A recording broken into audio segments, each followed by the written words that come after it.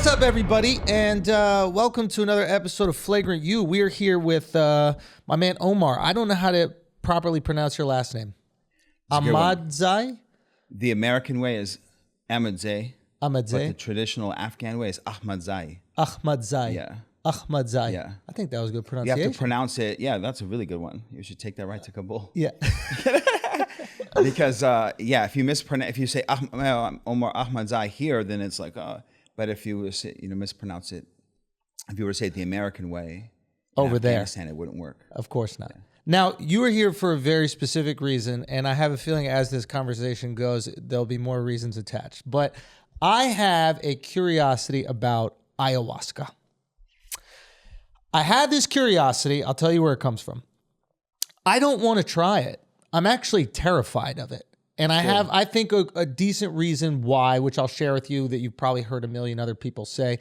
You've done thousands of these ceremonies. You're an ayahuasca shaman. And I want to learn about this plant medicine, this drug, whatever people call it. The reason I'm curious is because after I speak to people who have used it, they talk about the crazy trip and the things that they see. That doesn't interest me that much. The transformative process that happens in their life afterwards is very similar to what happened to me after going to Burning Man. And I don't really even do drugs, but just like the experience there, for whatever reason, kind of like filled me up in a way that was really exciting. Yeah. And like, I don't know, I'm actually depleted. I want to go back. I crave it a little bit. A reservoir you didn't know you had inside of you until you experienced it. Thus, the awareness of it, then you realize what those levels are at, like a gas tank. 100%. So before we dig in, can you just explain to me what ayahuasca is? Yeah. Well, I can say for sure that the reasons you just described that you don't want to do it because you're petrified is like because you're smart, you should be. And then, you know what I mean? That's the truth, you know. And then the reasons why you would want to experience because the aftermath, the transformations, that's the only reason to drink it. Right. So we should just go now. Just go now, do it, start the end. There's a preparation part, but what is ayahuasca like? So the way, you mean like, so the way I look at ayahuasca is... well, what is it's a leaf. Parts. Yeah, so there's a physical plant. Yeah. Right? So there's what is Andrew, right? So, well, Andrew's a human, right? A male, I hope we're not going to limb, male, right? Like mid 30s, right? Yeah, okay, cool. But then what is Andrew like inside, right? Who is Andrew is like the personality. So we look at plant medicines the same way. What is ayahuasca? Ayahuasca ultimately is a 2-ingredient tea. Okay. So it's a vine known as ayahuasca and then a leaf called chacruna cooked like a tea. So it's a 2-ingredient tea. Okay. So the question is how come we drink this tea without regard and then we're scared of this tea? Yes. You know, ultimately it's tea. So therefore it's a medicine. Like shamanism, plants are medicine and chemicals are drugs. So drugs can be used medicinally and plants can be used as drugs. Tulum. Right. Burning Man. Yeah. You know? Yeah. Shamans everywhere. Yeah. So, you know, people running around just like, oh, you want to try it? You know, so that's the problem. But if you use things ceremonially, medicines, yes, you're going to have every single time the results that you described, like the transformation. That's where the healing occurs. You know, because ultimately, if you want to say like, what is ayahuasca on the macro, if you triangulate everything shamanically, we say Mother Earth, correct? Mother Earth. Yeah. Right? The Earth Mother, because it brings life on the Earth. Yeah. But to the Earth is the child of Earth, Father, Son, Mother, Moon. Everything is alchemically combined between masculine and feminine principles for it to exist. So the Earth is comprised of three kingdoms, the plant, mineral, and the animal kingdom. The mineral kingdom is Father Nature, the deserts, the mountains. The plant kingdom is Mother Nature, and then the children of Earth, the animal kingdom. And so when we talk about the Earth, the Amazon is the womb of the Earth. It's 5% of the Earth landmass, but produces 20% of all the ocean, all of the air over all the land and all the ocean. So inside the womb of Mother Nature grows a vine called ayahuasca. And so ayahuasca is just the name for the spirit of Mother Nature in the language of Shipibo from the Amazon. So in Christian mysticism, they refer to Mother Nature's spirit as Gaia. In Islam, they say Ariana. The Greeks called it Sophia. And so in the Amazon, they call it ayahuasca. The difference is you can meet her. So you can meet Mother Nature through ayahuasca. Now, It is the same thing. oh, when you use it, that is the experience. That's Mother Nature. Okay. Mother Nature is going to take you and take your baby soul and swaddle you again like this and start at the beginning. Okay. Okay. Now, I want to get into that. Can you break down chemically what it is? Sure. What is it DMT? Is it like acid? Like is it more extreme mushrooms? Like what is happening to me when I take this thing? So ayahuasca itself has no DMT. DMT is added in a leaf called chacruna. That's the thing about DMT is people say, oh, it's smoking DMT, smoking DMT is one thing, but DMT is naturally found in every single plant that's green on the earth. Huh. Every single plant on the earth, your salad is all DMT. Okay. Right? We have DMT in our cerebral spinal fluid, our third eye, our pineal gland secretes DMT as well as absorbs DMT. So if you were to smoke DMT or drink ayahuasca, that's the first time that your third eye is going to be fed. So it's like, you want to know how you're supposed to operate? Feed the third eye and you'll see your full capacity and capabilities as a human, right? But DMT is not the point of ayahuasca. That otherwise the medicine would be called chacruna. It wouldn't be called ayahuasca. Ayahuasca has no DMT. DMT is added because as humans of our five sensorial, three-dimensional reality, the perception that we rely on the most is the sense of sight. How do you know? Because you saw something, right? Yeah. And so DMT is added so that way Mother Ayahuasca has a 10D, screen to teach you through. Okay. So you can learn. In the jungle, they don't put much chacruna leaves. There's not much DMT in their medicines. It's because they're already naturally connected. They live in the freaking Amazon. They're like living under trees. Here we grow up in like New York, Miami, we're like real. So we need to make sure for the medicine to work here that large amounts of DMT is added into the medicine. Oh, this is interesting. So they can access the same connectivity with Mother Nature through mainly just using the ayahuasca plant. 100%, yeah. And it's almost like how Chinese food is changed over here in the West to like fit our palate. Yes. Like there's a General Tso's version of ayahuasca that Westerners are using because we are so disconnected from Mother Nature that the chacruna has to create that connectivity visually for us because we don't trust that instinctual connection. We just have so many different walls. Both in like the chakra system, which is basically like energy fields within the body, like the temple body. We don't even believe in these things. A lot of Westerners. We have no idea. We don't even know that we don't know. That's the problem with our society is we are operating on an unconscious, incompetent level, but yet we think we have all the answers. That's okay, the so at your stage right now, and I do want to get back into this, but at your stage right now, could you take pure ayahuasca and access the same connectivity? You mean just the ayahuasca vine cooked in water without any chacruna? Yeah, 100%. And is that something that you'll do for more experienced ayahuasca practitioners?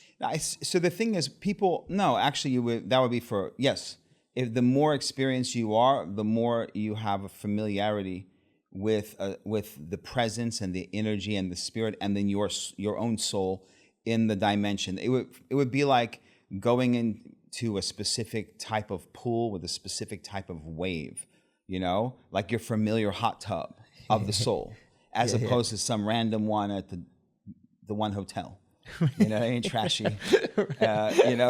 Going to a dirty bathtub.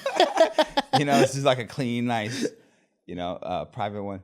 But yeah, the thing is that with ayahuasca is so the human body was created. Whether you think we were created by God from the Garden of Eden or the Anunnaki, doesn't matter. But at the end of the day, the human body was created with all of the tools and all of the system completely open. But we were created with certain barriers. See, humans are the only animal that walks on this earth that cannot eat green leaves and digest and metabolize DMT. So that's why we don't live symbiotically on earth. So in ancient Egypt, they said that the key to the soul lies in the liver. And so ultimately what ayahuasca does chemically and biologically within us is that when we drink the ayahuasca produces an MAOI. And so the MAOI stops. What's that, MAOI? Monomonoxide inhibitor. It's basically when we eat DMT, our liver produces an enzyme that stops us from digesting the DMT naturally, right? So whoever our creator was stopped us. Wanted life to be a little more boring. Eat from the tree of life, never touch the tree of knowledge of good and evil. And if you do, we're going to make sure that there's a barrier on top of that. We're going to have 2 locks on the door in case you find one key. You know, so that's what we're dealing with ultimately. And what would be the advantage of that for a species? Control. Wouldn't you want a slave race to stay asleep? Why do we wear masks after you have the vaccine? Yeah. I got to show the masks that you brought. Let's not get political. Let's not get political. No, I found them. I didn't. Someone gave them to me as a gift for you. Yeah, at the door, right? There was a box that said your name on it. Yeah, it was a mass shaman. It was Fauci. Fauci's our mass shaman. It's all magic. That's the thing. It's all a battle between good and evil, light and dark, and there's sheep and wolves. Right. Okay. That's the ultimate truth. But so in essence, when we drink the ayahuasca, chemically the ayahuasca has an MAOI. So it puts a layer and stops the liver from basically disintegrating the DMT, allowing for the DMT to metabolize, go in through the bloodstream, and then feed the third eye. That's what we're dealing with here. And so then, you know, real shit starts to happen. System go. Yeah. So can you break down like what starts to happen in that experience? And I imagine it's different for every person, but like, or maybe speak on your first time taking it, because I've heard all these different things. Like people, it almost feels as if, and please give me pushback if I'm wrong here, but like that it's a form of like dealing with childhood trauma. A lot of people that I've heard take it or that have took it were kind of like went into it with a problem with their dad, or they were, you know, maybe molested or something as a kid. Sure. Like maybe they aborted a child that they felt awful about aborting. And then like they said that they were processing these things and working through these relationships in the trip. And the trip did not seem fun at all. Yeah. So this idea for like the casual drug user is like, yeah, I'm gonna do acid one day, I'm gonna do mushrooms one day, I'm gonna do ayahuasca. Yeah. I don't know if I would place it in that same realm. No, ayahuasca is in its own dimension of everything, and everything you mentioned. Those are good reasons to drink ayahuasca, or then, you know, like they have childhood trauma, and then they turn to drugs and alcohol as a way to fix that. So they have compounding things, and there's a source issue. But regardless of anything, that ultimately the mind blowing part of it is that you think you're going to drink ayahuasca for ABC. And right. Then, but there's words have a lot of meaning, right? So there's like, you know, I'm coming here for this, but there's like beneath the surface, you know, like if one thing that all religions and spiritualities teach us is that the soul is eternal, right? So they say that at one point we were created by something, and we've existed and will continue to exist forever. That's why people are afraid of heaven and hell, because they know they're going to continue to exist. How, you know, the churches will tell you, you know, for a fee, everyone's got an answer for you. Everyone's got an answer for you, right? Everyone will tell you what's going to happen to you next, but but yet everyone's living in fear, right? So the thing is that that's why it's called getting to the root of the problem. Okay. So it's like there's the beginning of everything, right? And so ayahuasca has this way of dealing with childhood traumas, all these things, getting to the source of things, but going deeper than, you know, into like the highest depths, like places that within yourself that you know to be real because you know inside they're real. Like you probably experienced in your Burning Man journey you just described, right? Going into like senses of knowingness that you may not be able to even verbally describe, but they are experiences that change you and create a wider platform on you know, this being that you call Andrew to have an experience from, right? Is it possible that some people can't handle that? No. Well, it's possible, of course, but that's why you have a shaman. Otherwise, you should just go get ayahuasca and drink it in your condo. So what will you do with somebody while they're accessing those deeper levels of their personal being or emotional being? What are you doing in that process as the shaman? So it's a ceremony. Like the ceremony is, you know. Yeah, maybe break down the ceremony. A ceremony But at the end of the day, like you hear these people talk about how they had this rough experience, but they're telling you with a smile. It makes no sense, right? They're like, and I threw up and it felt, and then and you're like, what? This sounds horrible, right? But then they're like smiling, right? Yeah. But that's the thing. Like if you were like training to be like a professional bodybuilder, like you're gonna be talking about the pain of the workout, but the result is the key. Yeah. You know, who likes to train in kickboxing? No one likes to have bleeding shins every day, but when you don't get your ass kicked in front of an audience, that's the best part. Yeah. You know, so that's kind of how that works. But yeah, people talk about it in reverence. But the ayahuasca ceremony it's a ceremony. You come, you prepare yourself for multiple days, at least 3 days, vegan, no alcohol. Like the first time that I went 3 days in my life without eating meat in my entire life was the 3 days before my first ayahuasca ceremony. Wow. Because my father's like, Omar, if you are a real man, you have to eat meat. Yeah. You know, like you eat meat. Like this is what I was raised on, you know? And why do you have to limit the diet? Why do you need strict vegan diet? Well, it's not even about just vegan. It's just about not having any animals, alcohol, especially alcohol, drugs, cheeses, because if you want to come into the ayahuasca ceremony, you want to come with all your good, all your bad. All your purity. You don't want to come in with like the energy of the cow on the hormones, producing the artificial pregnancy milk that you put into your, egg sandwich, and then the turkey bacon, the death of the turkey, and then roll into the ayahuasca ceremony. Right. That's a lot of emotional trauma. Right? Yeah. So, I've had people like eat chicken, go into the ayahuasca ceremony and experience like the death of a chicken for like an hour, and then they never touch chicken the rest of their life. And Bro, I've had people. Listen, hold on, I'm telling you, Andrew. Hold on, bro. I swear to God. Okay, all right. I've had people that ate meat. Yeah. Right. Yeah. And they think they got it all figured out. Right. Yeah. It's just like with a girlfriend, like.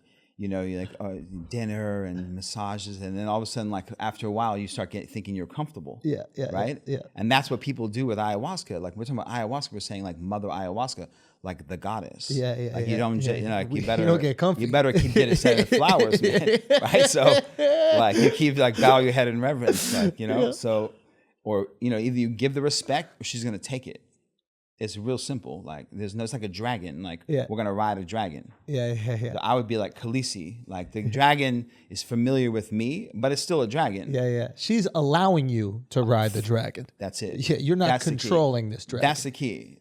You may know her favorite songs. You may know her what she likes to dance to the most, right? But you're not in control of the situation. You are a maestro, a conductor. As the shaman or as the person taking it? No, the shaman. The person taking it is just laying down.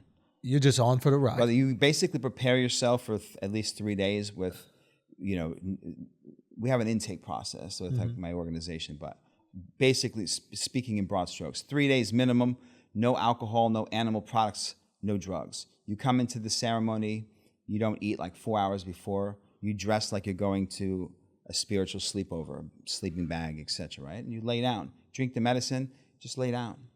That's it. You can do nothing. You sit up, you lay down. Nice. Then the ayahuasquero, an ayahuasquero is an ayahuasca shaman. The ayahuasquero, there's songs, like I sing in like 5 of the native languages from the Amazon. So it's just basically like 4, 5, 6 hours of the most dynamic shamanic concert experience imaginable, because every little sound like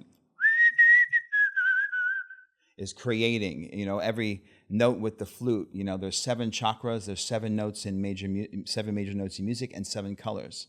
And so everything is triangulated into this like, 5-dimensional situation. So are you painting this journey, or are you awakening both? Mother Nature? Okay. Both. And it's painting itself and you're guiding it. It would be like the lightning is energy, but then you can move the energy and light up a whole neighborhood. Okay. Tesla style, So, okay. So there's lots of, there's lots of ways. Plus it's creating itself. But ultimately, like, it's good that you have the fear and the reservation. Like, but quick. So you're painting this picture, you're creating their journey with them as the medicine is starting to take place.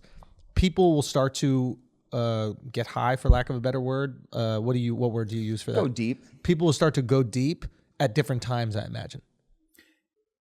Somewhat. Is it not based on digestive speed? No. Fuck. No, that's how you know you're dealing with. But I thought it has to hit the liver. No. Okay, so all at the same time. All the logic out the door. Okay, so all at the same time, people are starting to have these experiences.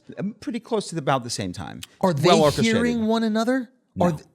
You're in a trance. For the most part, you're not necessarily trance. Dude, okay, not necessarily trance. That's the thing. Like you're on your own journey. Yes. Okay, so you're journey because it's not a trip. That's the thing. Like you trip. Like someone's like, "Oh, that was the most amazing trip." I'm like, "No, you were tripping when you walked in the door. That's why you came here." You know what I mean? Like you trip when you're off balance. You trip when you're trying to stumble upon the truth. You stumbled in here tripping. This is a journey. You know, a journey is something that's planned out for purpose. Okay. You know, how much can you take into that journey and decide where you go? For the most part, people would describe overall that their experience is very interactive with Mother Ayahuasca. Like as if she's not referred to as the abuelita. You're going to end up making me do this shit, bro. We already knew that. You wanted that, but you wanted that. You wanted that. Okay, go on. So your experience is personalized in a way with Mother Ayahuasca. In every imaginable way possible. Because you're basically talking about like the mother, like we say Mother Earth, right? So then there's the Earth component, but the Earth is in essence a star with life on it. That's why it's a planet. And that's connected to the universe. So imagine like everything through the divine feminine is connected through a cosmic umbilical cord, just like you were connected to your mother through the umbilical cord in her stomach. But now we're in the womb of the Mother Earth, but then we're in the womb of the cosmic mother at the same time. And you are interacting and engaging on every level, not as, hi, my name is John, I'm 25 years old. No, as an eternal being. And so by default, when you come, then you're deep. At some point, you come back and you just had that whole experience that will begin to unravel itself. Because if you take someone so deep and they realize how deep they are while they're there, they're going to scream. The magic is in when they come back, they realize how deep they were, and then they unpack that for weeks. Does life become boring when you come back out? That's my first question. I have a follow-up to that. No. No, of course not. Do you resent certain things that exist in this reality that we're talking in right now that you now know to be fake or fraudulent since you've existed within the connectivity of Mother Nature and the cosmic universe, et cetera? Assuming that that is 100% real and assuming you really felt that. Now you go back into this world where you see people doing some things, you're just like, oh, you're a fucking sheep. How do you deal with that resentment or like maybe anger? Yeah, that depends on who you are. Like, what is your purpose here? Like, people have goals, right? But if you say like someone has goals, 1 year, 1 month, 5 year, 10-year goals, financial goals, acquisition of material possession goals. But if you ask someone what their purpose is, do you know your purpose? I know my purpose and I know my goals. So it's like when you have the goals that are beyond crystal clear, right? And then purpose, you're not really paying so much attention to anything else. And that's really when all your energy, because every thought we have is like creating a web, right? Creating like a thought entity, which is like the thoughts. And then that rains back down on you. Karma means action. So everything you draw your attention to, you're opening a portal for that to exist and like rain back into your field, And so when you zoom that back in like a true sorcerer, a whole lot less bullshit is coming. Yeah. But depending on your purpose, like if you're like someone like me, yes, it's very difficult to watch people, walk into the fire. Yeah. I could sense that you get frustrated with them. Not with them, the system. Like I can see. It's not their fault because they're blindly walking around. But yet at the same time it is. It's a tricky thing. That's why I stay in my house. Fair enough. I stay home. So that frustration exists. Now after I went to Burning Man the first time, I had this experience with a little help from Molly. I experienced what happened when I was emotionally filled and I had extra. So like I'm a stand-up comic, right? I make Yeah. people laugh. And that probably stems from the fact that like there's a little void in me and I'm trying to fill that void, right? So I'm like, let me spread some joy, and they're laughing and now I feel good as well, right? Maybe something else. But I experienced what it was like to have that void filled and then extra. And what I did with that extra was really cool because I just wanted to give it to people. I wanted to call my friends and tell them I loved them. I wanted to call my parents and tell them how grateful I was with them. I really wanted to like share love, right? And I came out of that experience, and for however many months afterwards, maybe I'd be in a conversation with someone, and instead of seeing what I could get out of that conversation, I was paying attention to what they might have needed. And I'll be honest with you, that's been really depleted in me. Yeah. But it was so nice to sit down with someone and then go, oh, they really want me to listen to them, and then give them that gift. Yeah. Instead of going, what can I take from you from this? 100%. Now, I know it sounds silly to do Magnify like a party that by drug. 10,000. That's what I'm wondering if this is. Yeah, magnify by 10,000, deeper, wider. But do you see why I had that curiosity about? Of course, because people?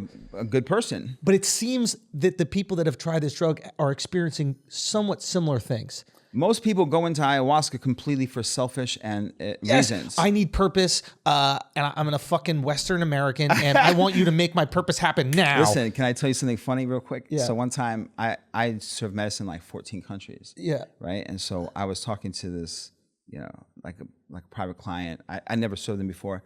And he was Russian. He's like, hello, shaman. I want to know if Mother Ayahuasca will tell me if my business partner is fucking my wife. And I said, that's why you want to fly me to this country and serve the medicine?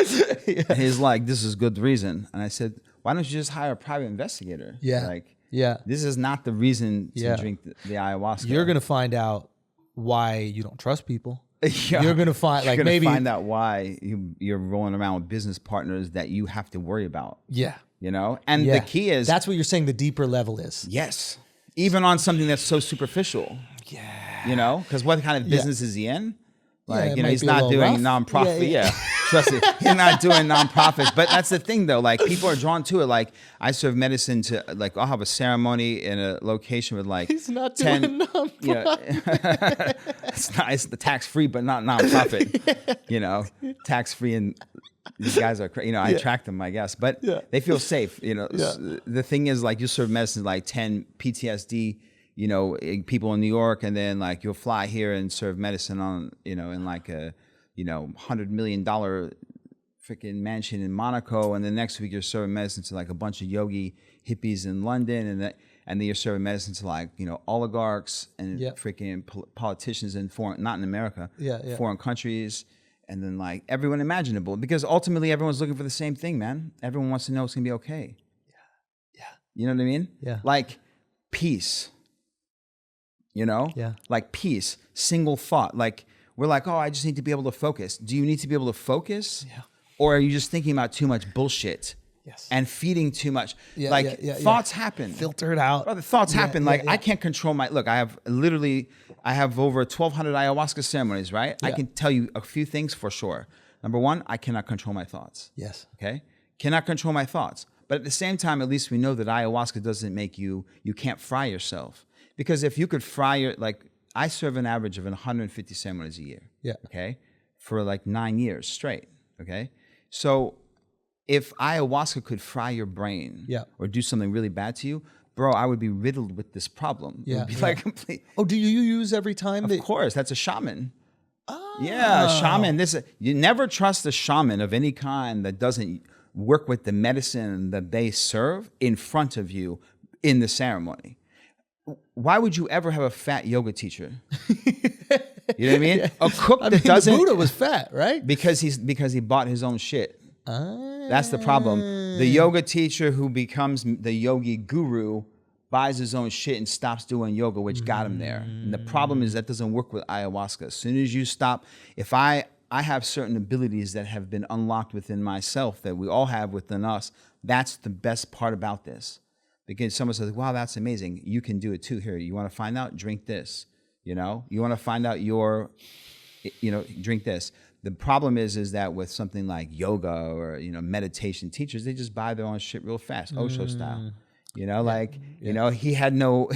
he had nothing, he was the man. So like now at this point, like everyone thinks you're the living God. But the people that gravitated towards Osho are probably similar in some regards to the people that gravitate towards ayahuasca and gravitate towards any other spiritual healing that will give them purpose, because these are often very wealthy people. Just because you make money doesn't mean that you're going to be happy. And I think a lot of those people who make millions are actually more unhappy because they thought the money was going to be happiness. Yeah, of course. And imagine getting there. Yeah. Like when you're poor, you at least have the carrot in front of you going, well, one day when I'm rich, I'll be happy. Purpose. Exactly. Yeah. But when you're rich and it still isn't there, that's crippling. Oh, yeah. Fuck me. Oh, you can meet people who have, like, look, they're like 12 billion, right? But it's double that, right? So like, what are you going to do with all that? The answer is, well, I have everything already, right? So then, so why are we here now talking just like this? You are searching for something that you don't have and you can't buy. That's peace, right? Peace. Like, the conversation, like someone says, hey, Andrew, you want to go out and drink tonight? And your intuition goes, no. Right? But you speak, not tonight. I'm really not that interested. Weakness, right? And then they say, oh, come, right? You get off the phone, right? If you're lucky, you walk around in 10 minutes, you've given yourself 5 reasons of not only why you should go, but why you deserve it, right? You go out and get fucked up, and then the next day you regret it. Why didn't I just not go like I knew I shouldn't have? That's the sixth sense. That's that higher intuition, right? And the ping-pongy thoughts that people have, I don't have those thoughts. I haven't had a conversational like should I not in my head in over 7 years. And just from that alone, that's priceless. Just that alone. Wait, why is that? Why? Because I have only singular like yes, no. It's like you're not without getting too like foo-foo, but like, the chakras are 7 chakras. Like 6 of them are in your body. The 6th one is the third eye. Between the temples lies the key. The key is the third eye, the pineal gland, the 6th chakra, right? The 7th chakra is here, and that's your higher self, right? Okay. And that symbolizes your higher self always raining down on you. In modern Christianity, they say you're a guardian angel, but one day you would find out that you are your guardian angel. Cool. That's your intuition, right? And so the intuition, when it turns on, when you activate that, whether through ayahuasca, a near-death experience, something that turns it on, and I don't mean when you get a glimpse of its existence. I'm saying when it's on, like the switch there, right? When that's on, right? The thought process of the ego and the doubt and the fear and the delusions and the illusions, that voice, the volume goes down by default by the intuition voice turning up. There's only 100 decibels. So you're saying that you've keyed in through your experience with the medicine, you've keyed into your intuition in a way where you trust that instinct, whereas a lot of people are unsure about their intuition. Yes. And you will deal with the repercussions of your intuition, meaning you make a decision based on intuition. Sometimes that decision may be wrong. There's no way you can be right 100% of the time. No. But you accept that is the path that you want to lead in life.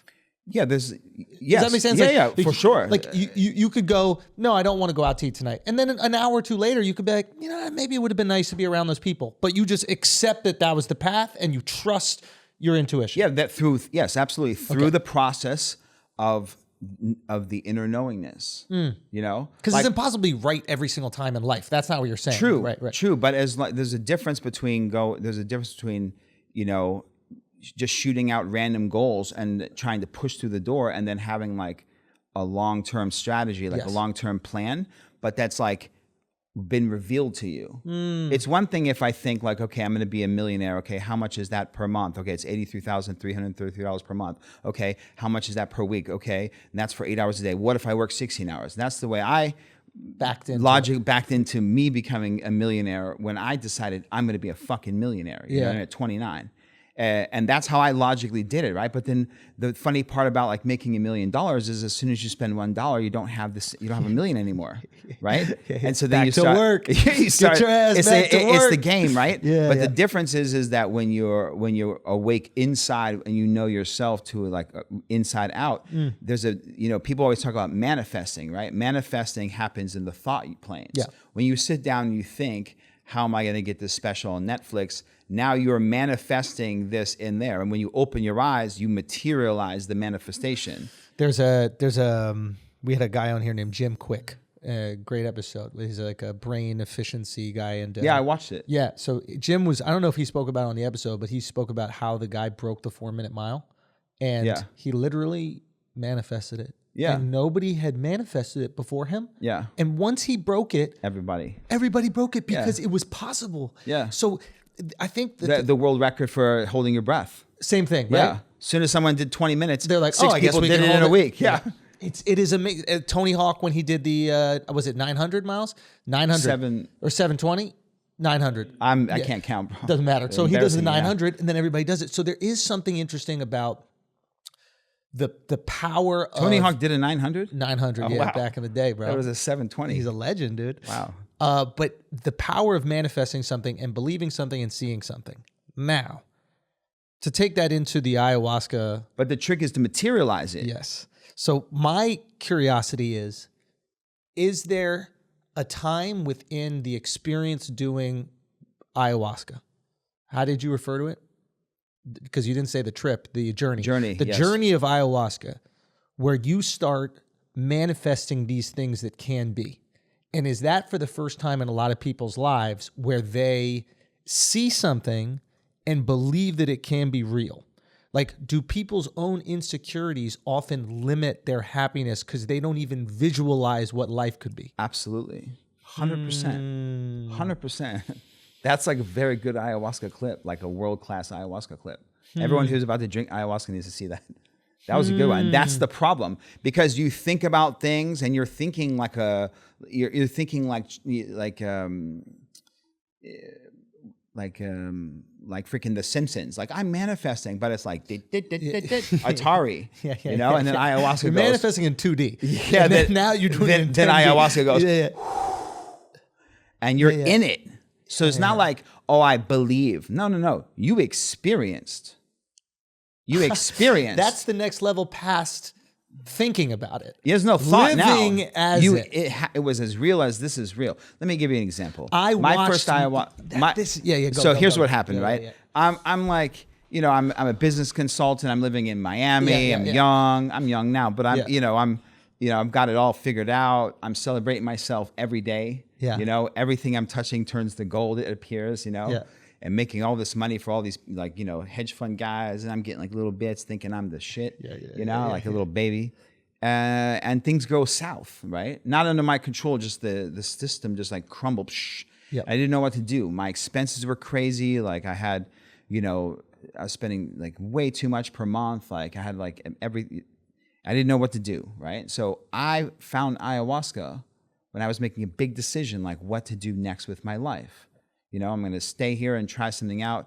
You know, when you're like 32 years old and you need to like basically clear like $550,000 a year just to like pay for the bills. You know, it's like a big nut. Yeah, with no college degree, like you can't just like go on Career Finder. You know, like so. I had like one opportunity to move to like Saudi Arabia and do, you know, but I was like, I'm going to trade. I knew I'm trading the hamster wheel for the golden wheel. But it's still a wheel. Yeah, but I don't want to play the game. I'm not a rat. Yeah. I'm not a lab mouse. Yeah. That, you know, in my life, I was never asleep. Like, I studied like mysticism, religion in 5th grade. I've read 10 books in my life. Religion to mysticism to ancient history. My whole life, the only thing I could ever study and read, only thing I ever cared about was like the history of the world, spiritual paths, religion, psychology, philosophy. That's all I ever cared about, right? Just because I personally cared about it, right? Why do you think that was? Well, ayahuasca showed me. That's the best part. Okay. So, I just thought it was just what I like. Like, some people like to paint.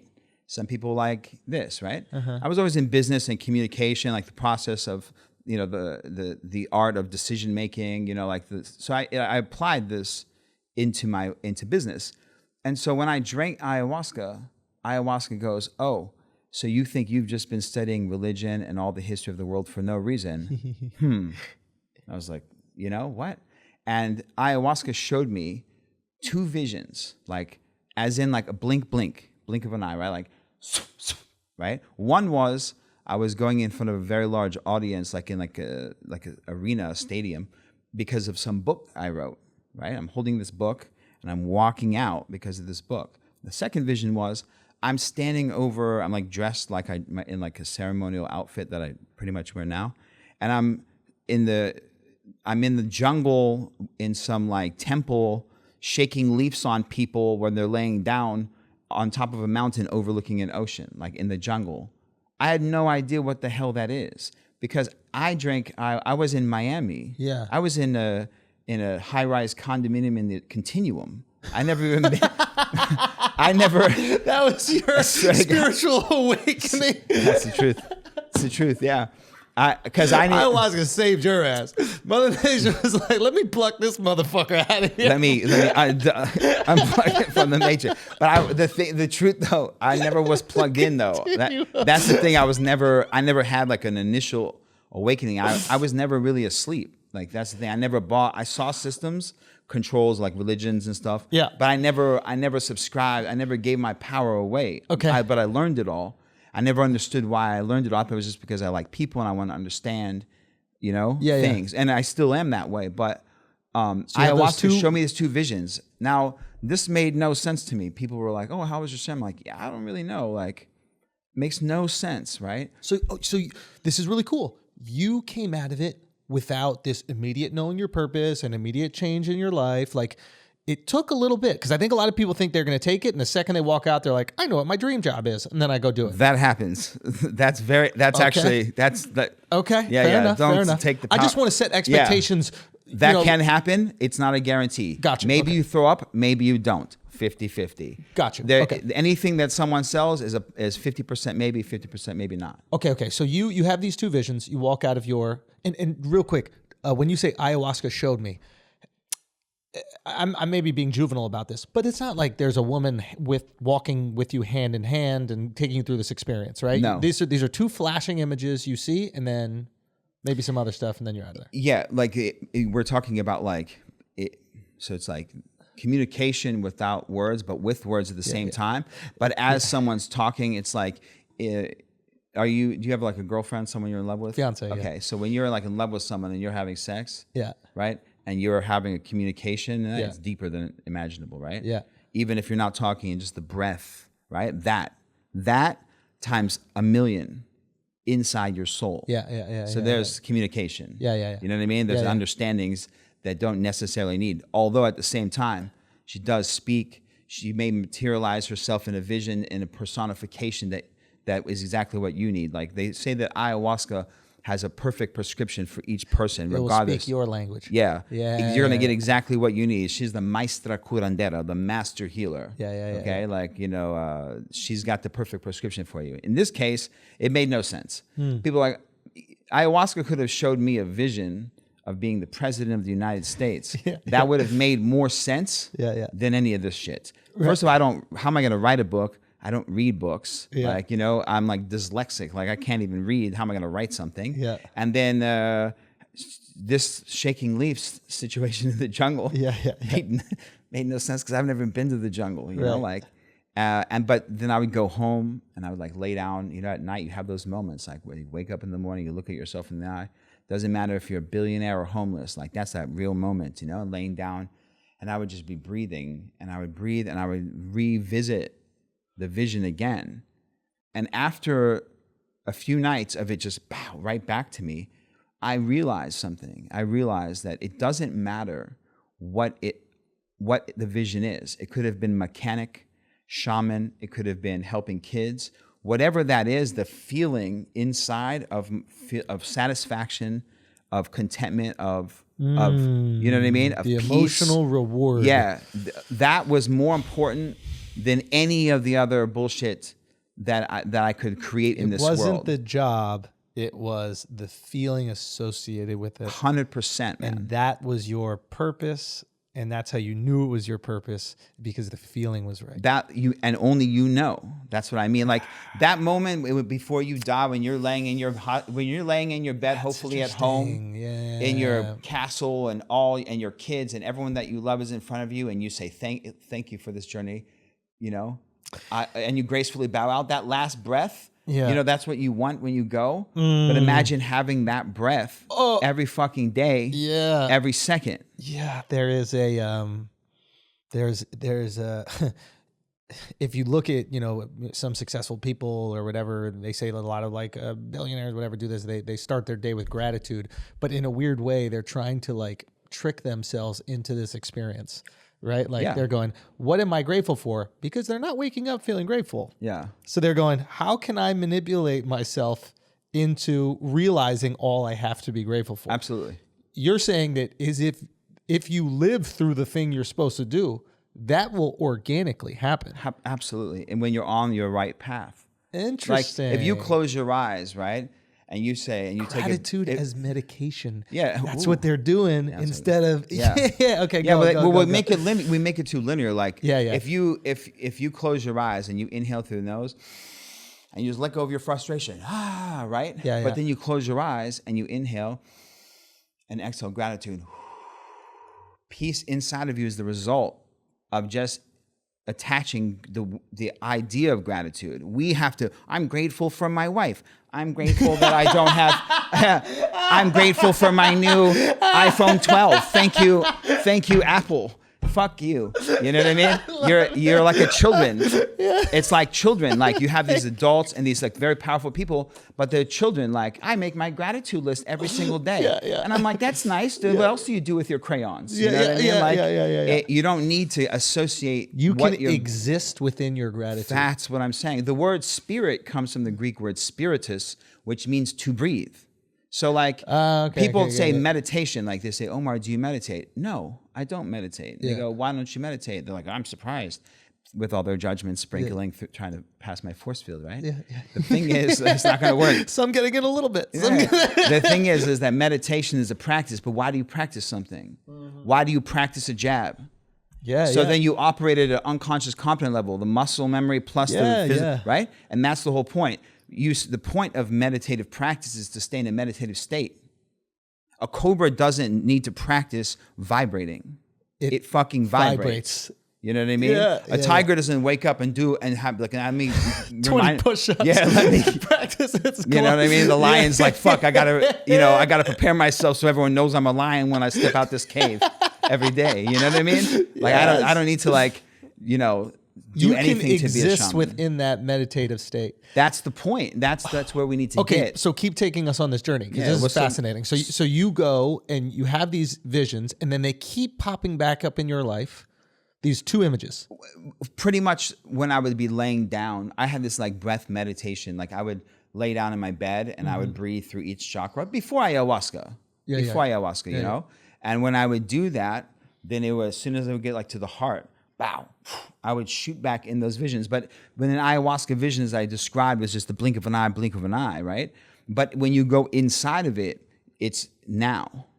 And how long is now? Now is eternity. There's nothing other than the now, you know? And so when you're in that now, then I could feel like not only like my own power, my clarity, my purpose, my satisfaction, fulfillment, and all those other amazing things. And then I made a declaration. I was like, this makes absolutely no sense, but I'm going to go deeper down this rabbit hole and see what the hell this means, you know? So, and that's kind of how, I went down that path. Now, I usually don't tell these things because I don't want to inspire all these people to like, oh, I'm going to drink ayahuasca and convince myself that I'm supposed to be because it might not happen for you.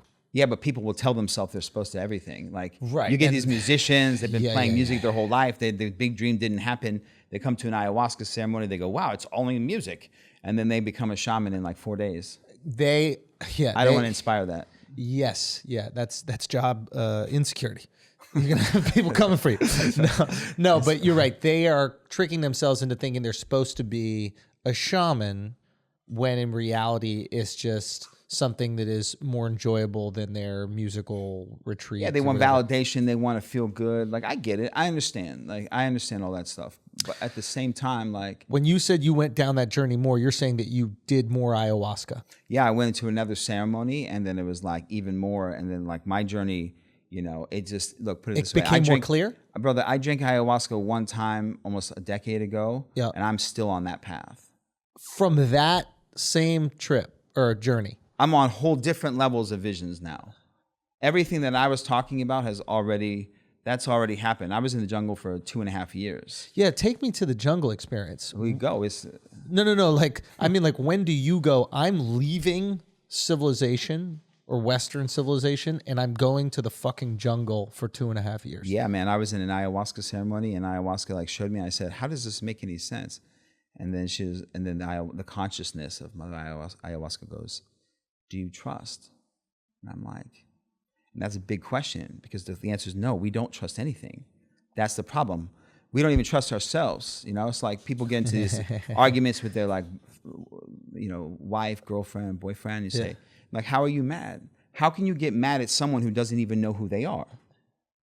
You're judging someone who you know. You're complaining that they don't know themselves. They're too inconsistent, indecisive. But then you're judging someone who you're saying doesn't know themselves, and that's the problem. Like, how are we supposed to know what we're supposed to do, and we don't really know ourselves? You know what I mean? On the depths. That's how people go to war, and they know each other better. Two people can train in like Muay Thai or Jiu-Jitsu, and they know that person real well, better than your other friends. You see this with you fight someone one time, you know each other well. Fighters. You see it with presidents, like presidents who have like battled each other, said horrible things about each other. All of a sudden afterwards, I guess they share the battle scars of going through that, and the only other person that they can relate to is the other guy who did the same the other fucked up serpent shit. across the Real talk. You know what I mean? Like, who else are you going to talk about? Yeah. Who else are you going to sit down and be like, man, it was tough blowing up all those people. Yeah. Like, you can't have that regular dinner conversation. Scorpions don't hang out with each other, but they recognize the pain of the scorpion across the hall. You know, like the scorpion and the frog. You know the story? No. So the frog's hopping along. It starts to rain. He lets the go on his back. It bites him and says, "You gave me your word that you weren't going to kill me." He says, "What do you expect? I'm a scorpion." Yeah. Like, what do you expect from a politician? Yeah. They're lawyers that you didn't hire. Yeah. A lawyer only works for the person they hired. Yeah. And then when they get in the position, now only big corporations hire them. Yeah. Why do you think, Yeah. I don't know. Anyway, that's a whole You have your frustrations with civilization. I'm just on team humanity. Yeah, I hear you. I'm on team humanity. Yeah. Like, people, souls, like collective goals. Yeah. You know what I mean? Like, everything is just like one step away. It's like you walk around and you see everyone's like stuck in a maze. Yeah. It's like, but they don't realize that it's like, what's the difference between a maze and a labyrinth? Yeah. I don't know. Well, a maze is a multi-cursoral puzzle. Yeah. That everything changes at all times, like right, except for the way in and the way out. It's always changing. Yeah. A labyrinth is a multi-cursoral puzzle that everything changes except the way in and the way out always remains the same. 10 steps forward, 2 steps left, right, and that's the human mind. Yeah. The human mind is not a maze; it's a labyrinth, and as well as the soul. The soul is also a labyrinth. Like, you can dive in once you decide to enter the door. You can't control. You don't know anything that's going to happen each time. But at the same time, you know that the way in is safe and the way out is safe, no matter what. That's why you have a shaman, because the shaman makes sure that that field is going to always be protected, safe, and clean. Have you had an experience where someone was having a very bad trip, and then journey, and then how do you manage that experience? How do you help them through it? You just fix it like real fast, like with songs, breath. If someone's having a bad time, like a rough experience, that thing's going to be transmuted in less than 1 minute. Really? Yeah, without question, like surgical precision. Really? I've been doing this way too long. And how do you do it, or would it make no sense? It depends on what's going on. Like, if I open my eyes and I see a few people in the room, right? And so, but if you close your eyes, then we're inside of ether, right? Where the substance that we're inside of is ether, right? Ether is they call it black matter or antimatter, right? Okay. So that's the substance in the whole cosmos that if it didn't exist, everything would implode or explode in a millisecond. Uh-huh. A fish doesn't know what water is. Yeah. You know what I mean? And so we don't know what ether is. But when we go into these dimensions through whatever drug or medicine or breath, meditation, near-death experiences, the substance in between is like a blank canvas to work within. And so you can paint notes within the ether. So if I'm singing something and everything is and everyone is receiving. Like each person is a planet, right? And so this ceremony is a solar system, and each of you are a different planet in the solar system. And the medicine is like the sun, and everything's flowing in its own beautiful orbit, right? You don't know what the orbit's going to be until it happens. Well, one is kind of like static, right? So you can feel that static because that static is like on a web and it's creating the vibration. So if I go over to that person and I open my eyes, I just see a person, right? Yeah. But if you close your eyes, then you just see chaos. And so you can sing and fix, in essence, blow the chaos away. This is unbelievable. Blow the chaos away. You know how unbelievable this must sound to a person that hasn't experienced this realm, right? I'm too deep into it. I know you're too deep in it, and like I'm one of these people that like I get very excited by these things, and I like going on the journey with that person, right? Yeah. Like I don't like to take my cynicism or skepticism into a story. I can have it before or afterwards, but I like to take everything you're saying at face value. That's a skill by itself. Fair enough, but I also am thinking about the people who go like, this is so out there for me. I don't even know how I can. It's so tricky to like bring them to understanding, like even with me, right? Like how I've been trying to explain this to myself. Like, do you notice how literal it was? Like I was like, so Mother Nature walks you there, and you're like, you're not really walking. Like you're just existing within it. And now I'm like, okay, I'm trying to think what it would be like to exist within it. So I'm just saying for anybody listening or watching, I can understand how confusing this would be because the first leap you need to make is removing your understanding of physics. Like, no, that's the best part. That's going to happen regardless. Yeah, whether you like it or not, shit is going down. Yeah, period. Like, like for example, I tell people, like someone goes, what if I don't believe? And I go, believe what? You shouldn't believe everything. And they say, oh, what if I don't believe in ayahuasca? Like, will it work? And I'm like, listen, there's a few things I can guarantee I can introduce you to. One is death. 2 is gravity, and 3 is ayahuasca. That's it. How deep do you want to learn? Gravity, you want a little lesson, I can trip you. Big gravity lesson, I can push you off a building, there you go. Throw you off a plane, parachute or no parachute. Right. That's where the shaman comes in. Parachute or no parachute. You're the parachute. You want a parachute packed for your first? How do you pack for the journey to the moon? What's hot? What's cold? Yeah. Yes. To you, hell may be hot.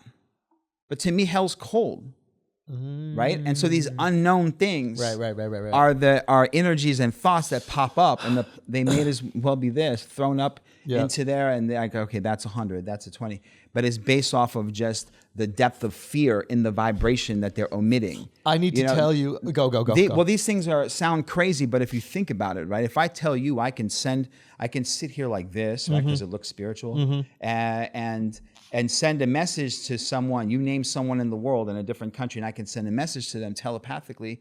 That sounds crazy. Yes. Well, what the fuck is a text message? Yeah. We have created a device to do the unthinkable. Yes. Right? Yes. Well, why is it unthinkable regarding Mother Nature has created these types of devices for us to experience spiritual experiences? Yes. Just to clarify, are you saying you can send a message to somebody else on the planet? No. Okay, good. I have a phone. Just making sure. You'll just text. It's easier. Okay. I have 2 things that I need to ask you about or share. First is my one and only experience with mushrooms. I had a really difficult journey with mushrooms. And I was at Burning Man, and maybe there's something that you could give me some kind of advice, and this has probably made me feel comfortable with psychedelics. And then there's a bigger thing that I'll say afterwards. But I was at Burning Man. I did some mushrooms, and it was starting to be really cool. And the way I described it is, it was like taking the condom off of colors.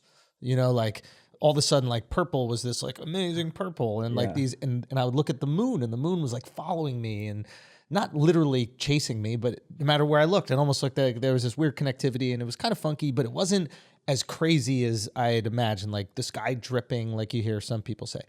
And that's probably good. Well, then I randomly got cell phone service in the middle of the desert.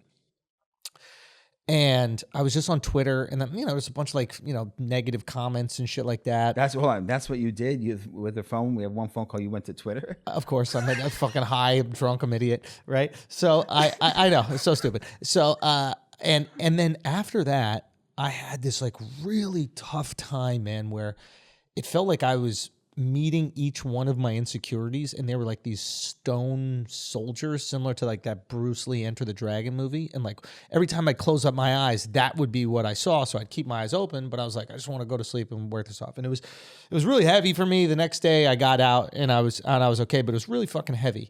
How close are they cousins, mushrooms and ayahuasca? And what would you say that experience was? And yeah, like what do you have to say about that? I guess I'm looking for some kind of wisdom. And so symbolism is important, right? But mushrooms are known as niños. Niños are the brothers. The brothers, the little brothers of the forest. You know, the sprites, the elves, the gnomes of the forest. Mother ayahuasca is known as the la madre, the mother of all the medicines, right? Or like the abuelita, like the elder. Yeah. You know, so mushrooms. Mushrooms are very powerful, obviously, and there's many kinds of mushrooms. But the setting is an important thing. You know, you're running around, you take mushrooms for the first time in Burning Man, you know, at nighttime, you know. Maybe not the best idea. I mean, a lot of people seem to have a great time, you know. You would never get me there, but you couldn't. I mean, 5 years straight, people were trying to like pay me to come. Like, oh, we're friends, come with us. I'm like, no. You want me to come so that way you can get extra fucked up. Yes. And when you go too far, I'll bring you back. Yes. And then I'm like, I'm not coming. Like it's not going to be like working in an emergency room. Yes. But you should go for yourself. I think that it would give you faith in humanity. I think it would give you some faith in humanity that you may have lost. I haven't lost any of it, brother. A little bit. No, come on. Here's the thing. You don't take a cobra and put it in the middle of a concert. That's fair. That's fair. But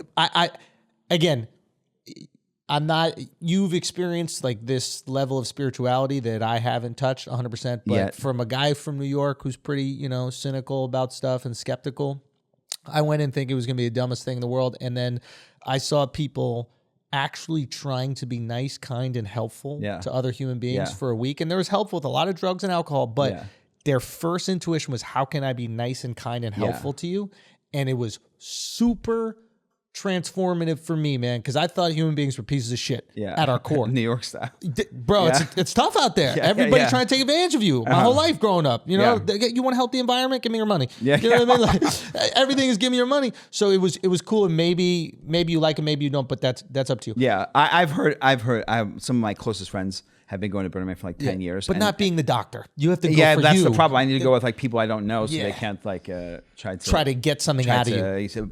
Make flyers and then promote it to all the people, so they attract all the people to sell them tickets to their camp next year. They were just going to use me. Yeah, that is the most unburning fan experience, because what they're doing is taking from you, and the whole idea of it, at least what I saw there, is give. People spending $1.6 million on their camp, but then telling me they don't want to pay my weekly rate. I'm like, really? You just bragged is this to where me. We're gonna skim? You just bragged to me about what Diddy's doing, what you're doing, and then you're going to tell me you have no money for me. You know, that makes no sense. Okay. But that experience, I think overall, probably one of the best things that could have happened to you is you had your like, you know, solo experience rolling through there. The moon connection, Mother Moon. Like Mother Moon is like following you around, almost like putting light in the darkness on you. The symbolism of the statues. Those statues were always buried with the emperors to protect them on this journey into the next, you know. So in essence, these were features within yourself that you were using as a protection mechanism, a defense mechanism, and they had no life in them. They only had the life in them that you put.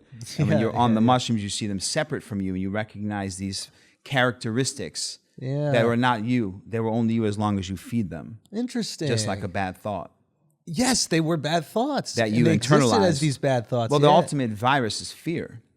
Because you can live your whole life, not know you have it. Yes. It's systemic, and you can give it to your children and everyone around you, and no one notices it. There's no vaccine for fear, you know? And that's ultimately how, in the reptilian brain, right? When they would say like reptiles, you know, our cortex is the reptilian brain. That's fight or flight. Yeah. Some people are hardwired. Something happens, attack. Other people run. But it's both uncontrolled emotions. Both uncontrolled emotions. So you face that. And you, of course, you probably, even though you say the reservoir drained, or you don't have a lot of the the flow that you had, Yeah. right? But certain things, characteristics changed forever, right?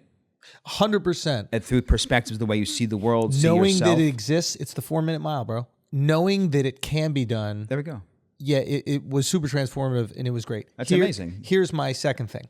My brother went on a journey with psychedelics and is now schizophrenic. Now, he might have been predestined to that, and then that might have happened already, but it felt as if like he was really chasing something with maybe LSD and mushrooms and stuff like that. Now, I'm not equating LSD to ayahuasca, but I think a lot of people out there may see them as similar things. 100%. So my fear is that I have this thing in my DNA that I could unearth. Sure. And I'm terrified of unearthing it when I'm generally like a very like happy and grateful person. Don't get me wrong. I have my fucking down days, et cetera. We're frustrated, whatever. But like, I'm going, am I being greedy? Chasing after? Nah. Do you know what I'm saying? Like Crystal I feel clear. so grateful for what I have. Crystal clear. Am I going to be punished? No. With fucking schizophrenia? Well, chasing maybe if, something, with you know? psychedelics, yeah, that could happen. So tell me that is a distinction very for possibility for anybody. Yeah. Look, what is cancer before it's cancer? It's just a cell. It's a cell. Yeah. It's just a cell, right? And so we're all predetermined for any of these things. The problem, so science today, they have psychedelics. And psychedelic means that you're consuming a substance that the main ingredient that's active in the brain is foreign to the brain. So mushrooms are organic, right? But still psilocybin is a psychedelic because it's foreign to the brain. Simultaneously, LSD is chemical man-made and it's foreign to the brain. They classify ayahuasca in something called entheogenics, right? And entheogen means that the active ingredient is inside of the system already. But that doesn't mean you can't have a problem. Right. Smoke too much deep. Look, here's the problem with psychedelics, right? You see people. So I said I do an average of like 150 ayahuasca ceremonies a year, right?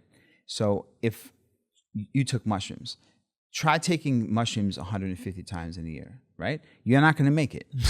You know what I mean? You're going to be, naked with the trees, you're Burning Man year round. We're going to be chasing Burning Man all year, right? Like a fucking dog with a fire hydrant just looking for the next hippie festival, right? You take mushrooms 150 times in a year. I mean, take a LSD. Yeah. You're fried. over. Yeah. You're done, okay? You can't unfry a steak. That's the brain. That's why you can't pay me to take a drug. You can't pay me to take LSD because it's not like, oh, but Omar, it's the purest. I mean, I know a lot of people, man, and they, Omar, it's the purest LSD. Like, you don't understand. I don't want to understand. I don't need to understand because I have no purpose. Why would I take this?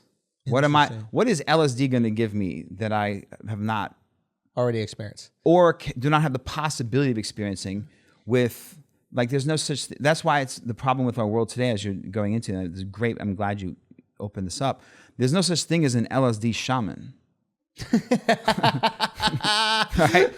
Like there's no You're on your journey yourself. There's no DMT shaman. Yes. Regardless of what Shaman and Tulum tells you, regardless of what popular people say. Yes. It's bullshit. A shaman is somebody who utilizes vibration tools, whether the voice, whether flutes, drums. They use tools to bombard the 5 sensorial 3-dimensional reality in the 4th dimension of vibration, right?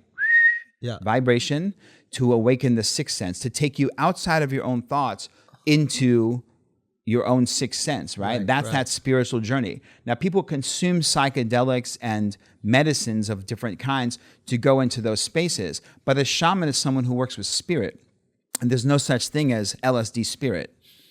What's the spirit of LSD? It's literally a mind fuck, right? And so, like, what's the goal? To trip out of your mind? That's the fear. So what's the point? You know what I mean? It's like the definition of insanity is doing the same thing over and over again, expecting a different result. But at the same time, the point of a trip is to get out of your mind, but that's the fear. That's the ultimate fear, to fry your brain and never be able to come back. Schizophrenia is someone who's stuck in between multiple dimensions. I would serve medicine to that person and fix them. There's another medicine, by the way, that I don't work with called Toe. And I'm not promoting any of this stuff. I'm saying look into this stuff. This medicine is known for fixing bipolar disorder, schizophrenia. It's a leaf. Remember in Alice in Wonderland where she's going down the rabbit hole, right? She's following the white rabbit, and all she had to do was just turn around and stop chasing the rabbit. And at one point when she goes in with the flowers, and the one's like, Alice, stop, you're going the wrong way. They go, what, I am? Like, don't listen to her.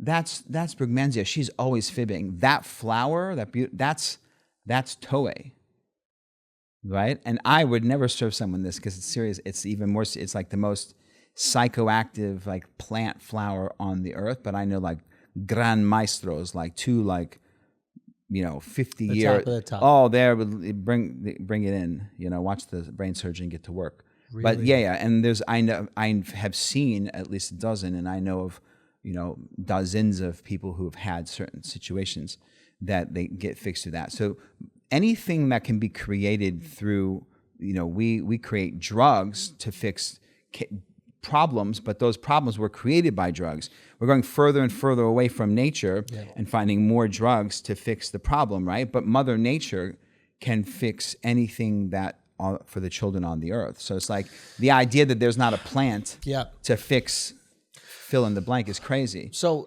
how do I balance my desperation to find some sort of cure for my brother who I love more than anything in the world, and kind of like fact checking and understanding this experience that he could potentially go through? I mean, I guess at this point there's little to lose, right? Because we've tried these different drugs and it doesn't really help him. But like, I'm only willing to go down this path because of my desperation. But the drugs that they're using are trying to make him normal and be able to operate in society. They're trying to make you operate. Make him a lemming. The goal is let him try to live a normal life, right? Yeah. And the problem is that the program in the mind is scrambled.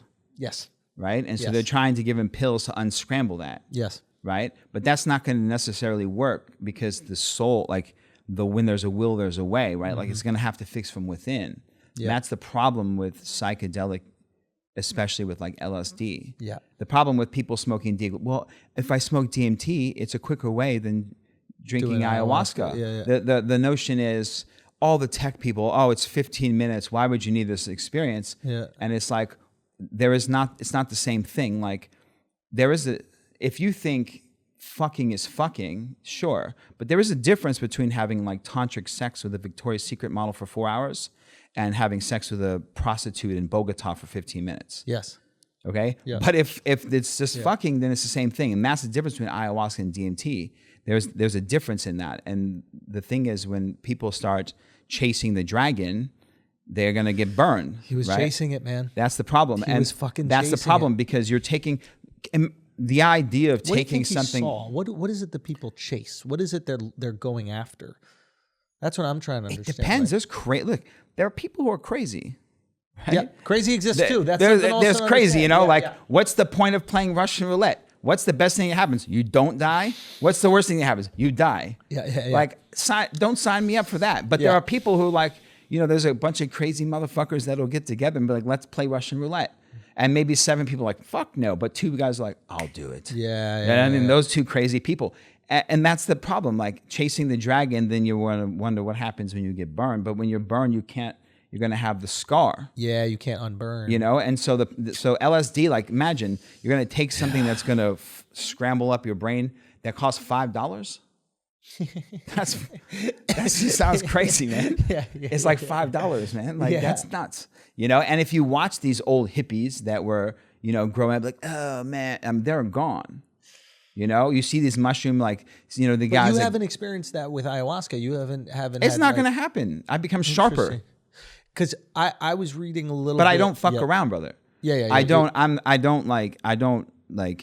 I don't take mushrooms for fun, serve ayahuasca on the weekend. I don't drink alcohol. No, you live this life. Yeah, man. I'm 100%, I'm 100% going this way. I was listening to a podcast actually, and one of the guys on the podcast said that ayahuasca is different from most drugs, medicines, in that the more you take it, the stronger it becomes. Why? Well, I almost know my answer, but I was going to say, I saw you figure it out. Your body, let me see if this is the answer. Your body gets desensitized to things it's not supposed to consume. So in other words, Says who? Well, no, like I mean, like for example, if I drink alcohol, my body knows that it's not that good. So my body starts to go, okay, we got to build up some tolerance to this shit. You shouldn't be doing this. And if you drink too much, your body says, get rid of it now so you don't die. Right. Whereas maybe with ayahuasca, assuming that it is something that we're supposed to ingest or it is natural, your body doesn't build up that tolerance because it doesn't want to. You become more sensitive. Yeah. So it's almost allowing you. Or you're allowing, or you've built up trust it. and you're allowing it. Yeah. So is there anything else like that? Can you think of another substance that it doesn't even have to be something that takes you on a journey, like water or something? No, we build tolerances to everything.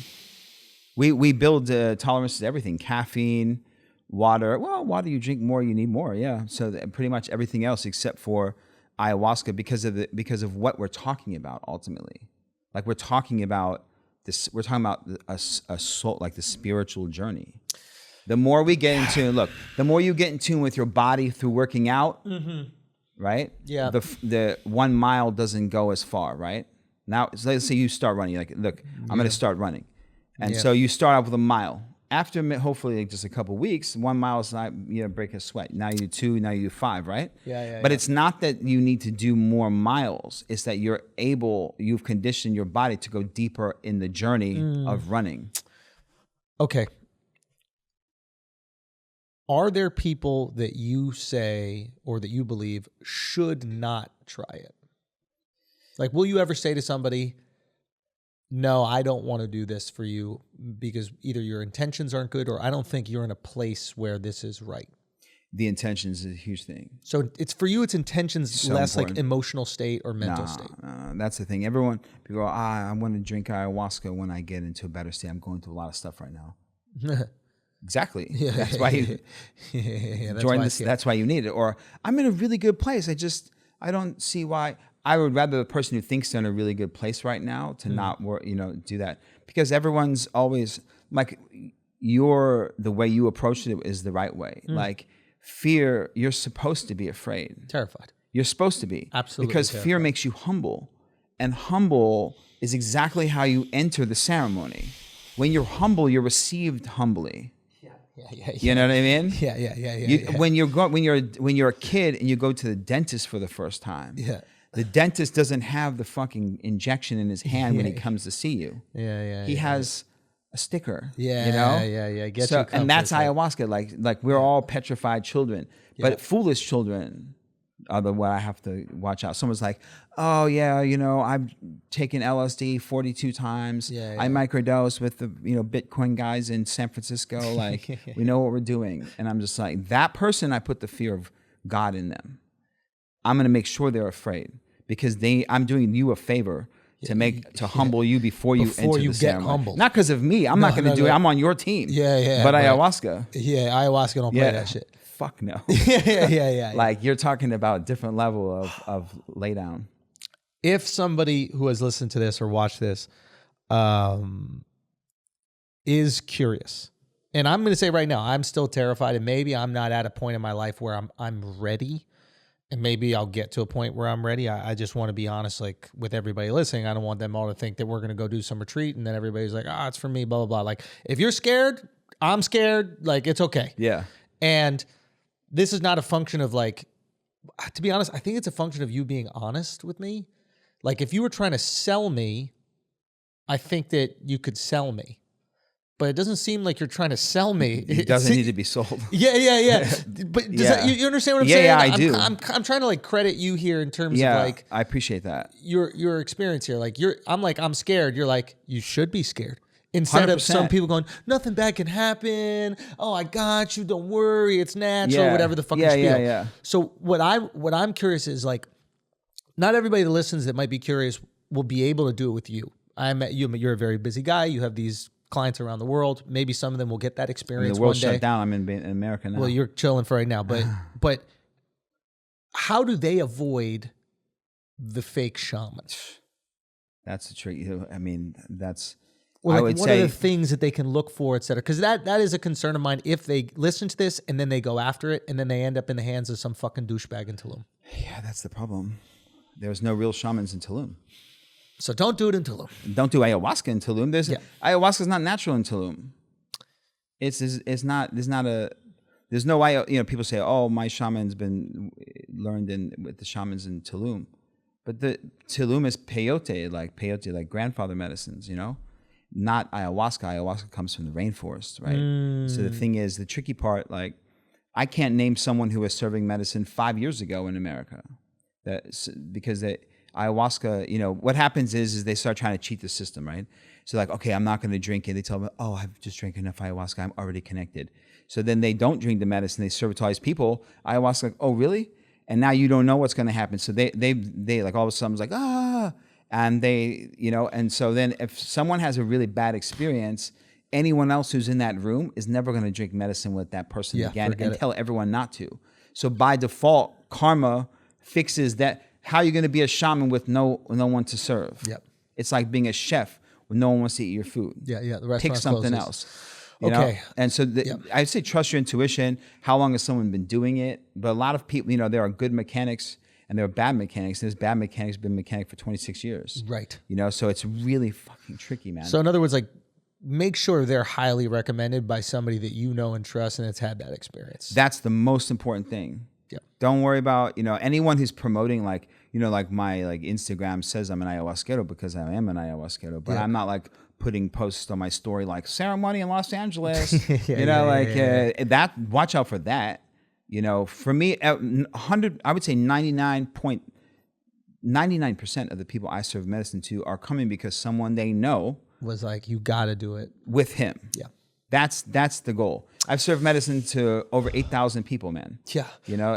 And there's never been a promotional post with it. Ayahuasca, my job as an ayahuasquero is to plant seed and to build bridges. My job is not to serve ayahuasca to the whole world. It's impossible.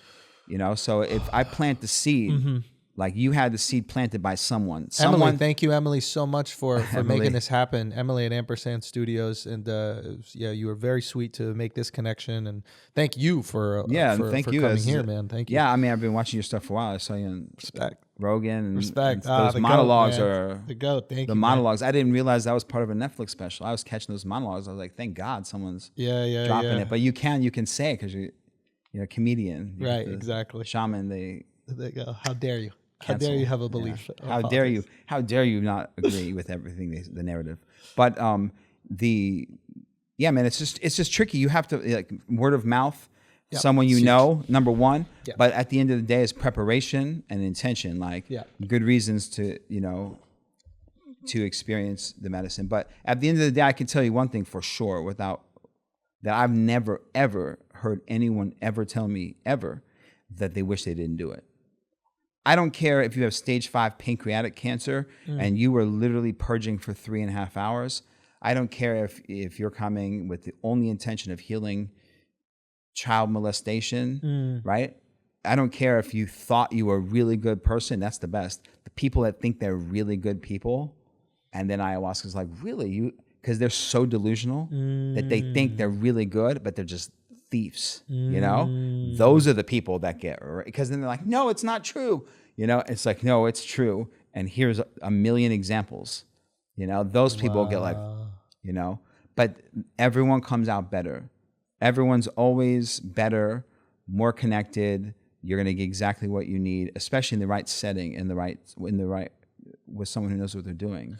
Do you do these ceremonies in America? Yes. And then how do you get the ayahuasca to America, or is that an illegal question to ask? I mean, the detail. No, so because it is an illegal substance, right? No, actually, ayahuasca is legal. The thing is, there's no DMT. DMT is illegal.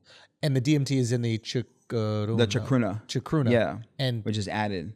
How do you get that? Well, so the thing is that I have an organization that was, is headquartered in Costa Rica, registered in 5 other countries, being the United States. And so when we're dealing with like the matrix, we're dealing with law and legalities, right? So the case law regarding medicinal, the using of drugs as medicinal or religious purposes has already been argued. 2006 Supreme Court case with this guy, James Mooney from the UDV Native American Church with peyote and marijuana. Mm-hmm. And then there's 2008 precedents for ayahuasca in the Supreme Court, and in 2010. So all the precedents and the statutory laws put in place on the Supreme Court down to the state Supreme Court level regarding usage of ayahuasca. So I think that ayahuasca should stay exactly the way it is. I think that if you're selling ayahuasca to people, you should be prosecuted. There's a big difference between distributing a banned substance and someone sending a donation to an organization for a seat in a ceremony.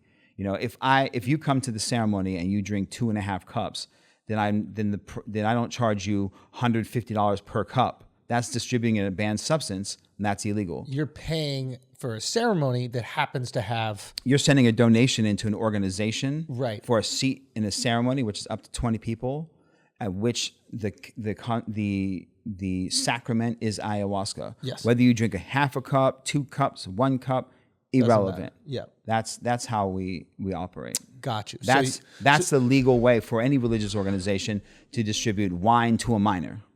Yeah. Got you. Okay, now, so in other words, you are getting the actual ayahuasca and the chacruna from the rainforest. You're not like 100%. Yeah, okay. I haven't made it so fresh. I serve hundreds of I serve a lot of ayahuasca. Yeah. Okay, and so it's always being made and it's always being sent to wherever I'm going. I have a whole organization. It's just all taken care of. Yeah. I basically just deal with myself. I love it. I serve medicine. Yes. You know what I mean? It gets there. It's going to be there. I just worry to make sure I'm there. Right. And everything is going to be taken care of, Thank you so much. I don't want to take up any more of your time. Alex has a question. Oh, Alex is curious about your opinion on Dr. Sebi. Are you familiar with Dr. Sebi? The vegan guy? Yeah. Who's no longer with us. Yeah. Dr. Sebi, he had the revolution regarding, what's my opinion? I mean, I think that anything that becomes too indoctrinated, there's no one solution, right? Yeah. So for example, humans are humans, right? But if you go one step down, the human is the animal with the soul within, right? But if you look at just the animal of man, there's many kinds of man, right? So whereas no one should be eating red meat only, but at the same time, not every person will benefit from never having that in their system. Some humans might be able to digest it better than others. There isn't one way for and so the religion, veganism, for example, has become a religion. The new virtue signaler is I'm a vegan. So you have vegan friends, half my friends, we're going to go to why go to a steakhouse and then bitch that they don't have good vegan options? Yeah, you don't see steak eaters going to the vegan place and bitching it's just disrespectful, Yeah. So it's I made this post one time. I said, Hitler was a vegetarian and Jesus ate meat. Your diet doesn't define your spirituality. Right. And people went crazy. How dare you compare Hitler and Jesus? I'm how dare I compare the eating habits of 2 well-known historical figures? So I think Dr. Sebi was amazing from the perspective of he really embodied one aspect, but I look at the whole thing of taking care of the human body or the spirit as Hinduism. They have many gods and goddesses, and you may be drawn to one thing. You may be a devotion of Krishna, but that doesn't mean that the other paths don't exist, When after my first ayahuasca ceremony, I didn't eat any meat or any animal product for 2.5 years. I went from 216 to 165, right? Whoa. Yeah, I'm 202 right now, right? Then I went and visited a friend. He has this farm. He's has this most amazing lamb. I was lamb. I'm Afghan, so I'm lamb. DNA is you know what I mean? The DNA activate. Yeah. And I ate that, man. I took the first bite and I felt my body just come alive, saying, thank God.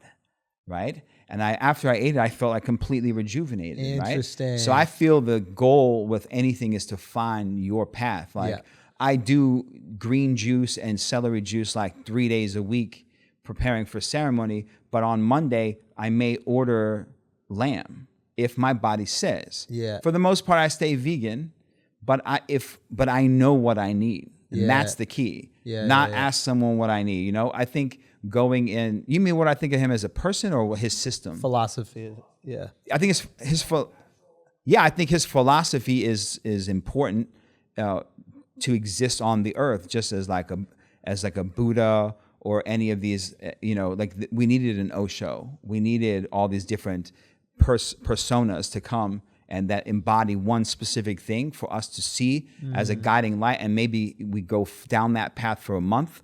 Maybe you go down that path for 5 years, right? But the point is, you'll have another tool in the surgery of life to be able to implement with precision, But I would never just this is the only way. It's absolutely not true. There's no, there's no way. But I think, but him as a person, let's look at him.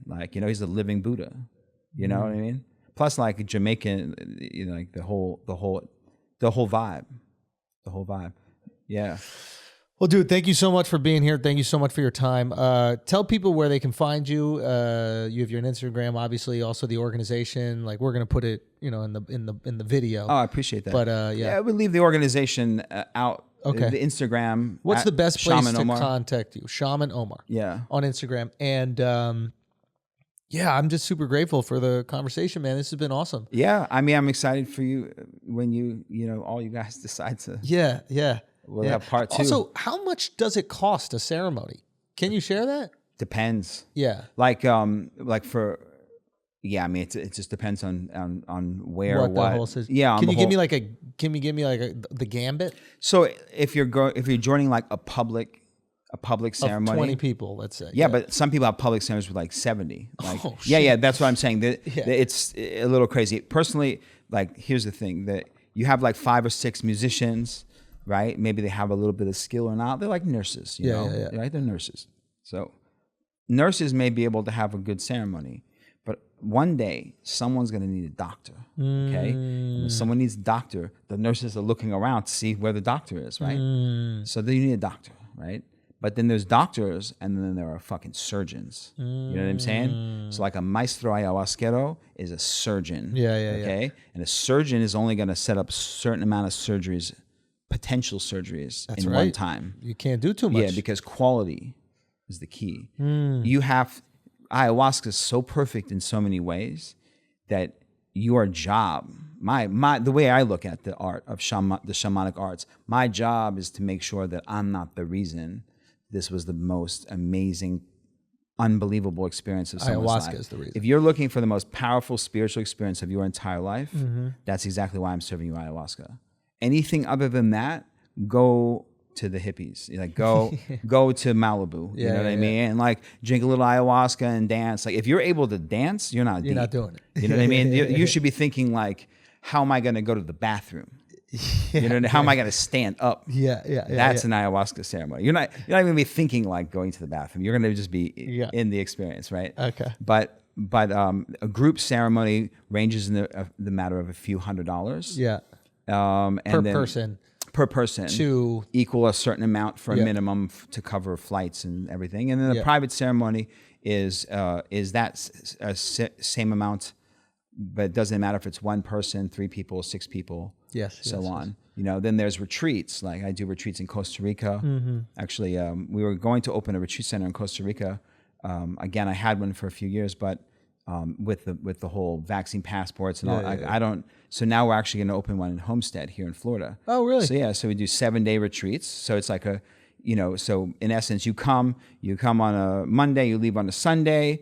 It's 3 ayahuasca ceremonies. There's yoga, there's meditation. The vegan food's already prepared. There's talking, there's consultations, there's breath, there's meditative practices. Prepare you for the experience. Wow. Yeah, that's the immersion. My goal with creating the Shamanic Center in the U.S. is to bring back the mystery schools of Egypt that once existed. So it's not just about me building an ayahuasca center. No, it's about bringing Hopi Indian from Sedona to give you the rite of passage with their medicine.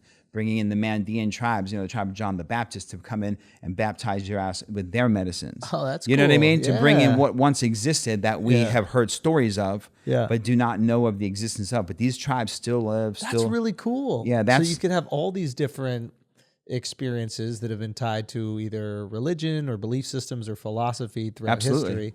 And there's a reason why. I was thinking about this when I was doing my research on ayahuasca, and then I'll let you go after this. You've been more than generous with your time, but I appreciate this. Is good. The free market decides the fate of things. If something has been around for thousands of years, it's either here by force or here by utility. And that is what made me super curious about ayahuasca, because if there wasn't utility, it wouldn't be here, right? Yeah. There's no government body that's forcing the people to consume it, you know? Yeah. Like spam might be around for as long as the U.S. is around because the government's like, we're going to keep printing this shit. Yeah. But ayahuasca is like, you got to go into the forest to get this shit. Like, you got to try to get it. It's not easy. And the fact that it's still around, it made me go, okay, there's definitely, this is choice. This is utility. Like, yeah, man. That's an amazing it's interesting way of looking at it. But, you know, we say like philosophy as we know it was created in Greece. And the most famous philosophers would be like Plato, Aristotle, and Socrates. Yeah. Plato, Aristotle, and Socrates lived for between 26 and 28 years in the mystery schools in Alexandria, Egypt. Oh. You know, so when they learn alchemy, like Egypt is Egypt after, you know, ancient Egypt's name was Al-Kemet. Al-Kemet means the Black Lands. So they looked at the Nile River as the spine of Mother Kemet. And the soil was so rich, dark brown. So that's where magic, black magic, is magic from the lands of Al-Kemet. Oh. And the science of this is called alchemy.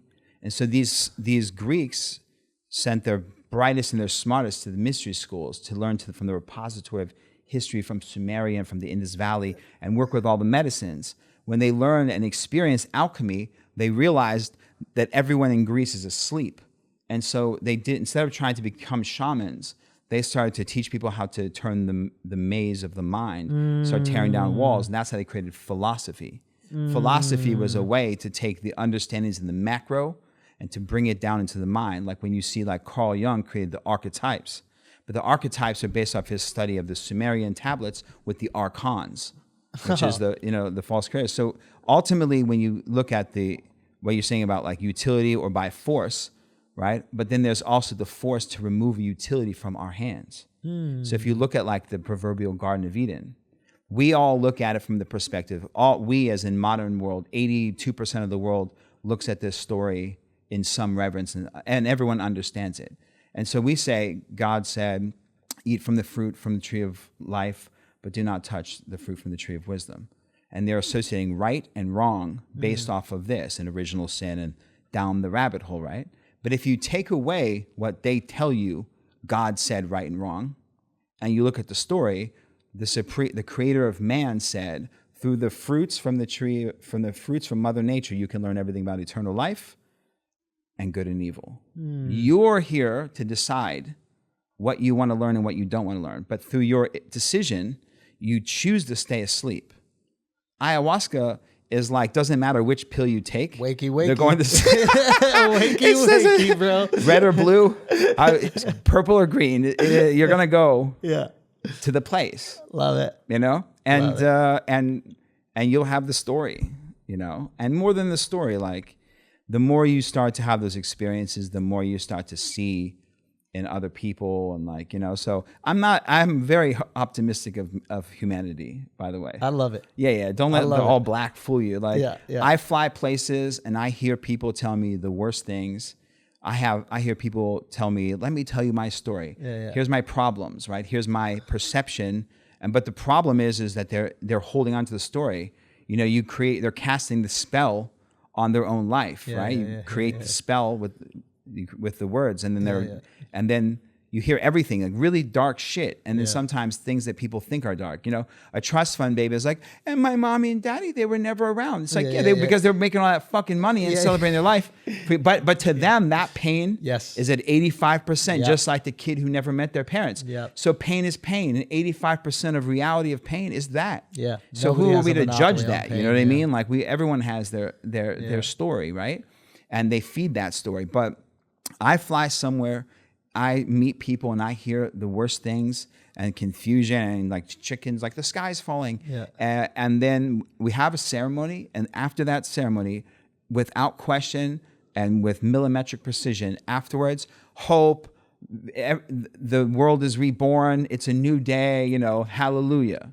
So every week I see the dark and the confusion, and then I see the light through the perspective of other people's projections of reality into my field, you know?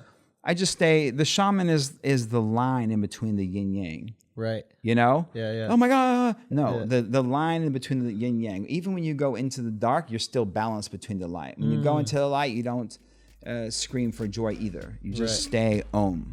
Right. You know what I mean? Just Shaman Omar. You're a legend. Thank you so much, my man. My man. Shaman Omar, go check him out. Thank you guys for listening. We'll see you next week.